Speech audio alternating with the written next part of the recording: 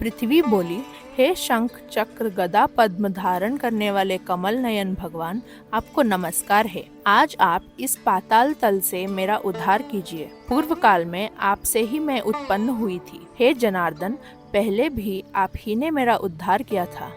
और हे प्रभु, मेरे तथा आकाशादि अन्य सब भूतों के भी आप उपादान कारण हैं। हे परमात्मा स्वरूप, आपको नमस्कार है। हे पुरुषात्मन, आपको नमस्कार है। हे प्रधान कारण और व्यक्त कार्य रूप, आपको नमस्कार है।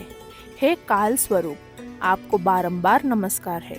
हे प्रभु, जगत की सृष्टि आदि के लिए ब्रह्मा, विष्णु और रुद्र रूप धारण करने वाले आप ही संपूर्ण भूतों की उत्पत्ति, पालन और नाश करने वाले हैं। और जगत के एकार्णव रूप जलमय हो जाने पर हे गोविंद, सबको भक्षण कर अंत में आप ही मनीषी जनों द्वारा चिंतित होते हुए जल में शयन करते हैं।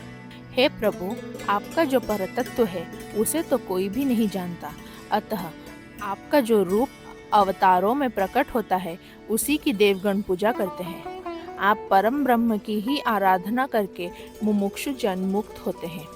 भला वासुदेव की आराधना किए बिना कौन मोक्ष प्राप्त कर सकता है? मन से जो कुछ ग्रहण या संकल्प किया जाता है, चक्षु आदि इंद्रियों से जो कुछ ग्रहण करने योग्य है, बुद्धि द्वारा जो कुछ विचारणीय है, वह सब आप ही का रूप है।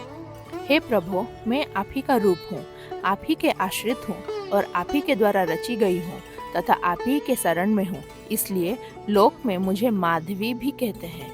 हे संपूर्ण ज्ञानमय, हे स्थूलमय, हे अव्यय, आपकी जय हो। हे अनंत, हे अव्यक्त, हे व्यक्तमय प्रभु, आपकी जय हो।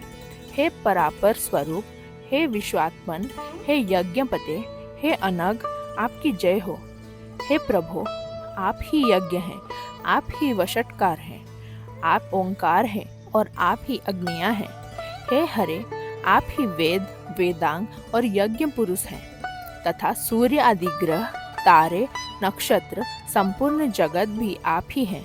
हे पुरुषोत्तम, हे परमेश्वर, मूर्त, अमूर्त, दृश्य, अदृश्य तथा जो कुछ मैंने कहा है और जो नहीं कहा, वह सब आप ही हैं। अतः आपको नमस्कार है, बारंबार नमस्कार है।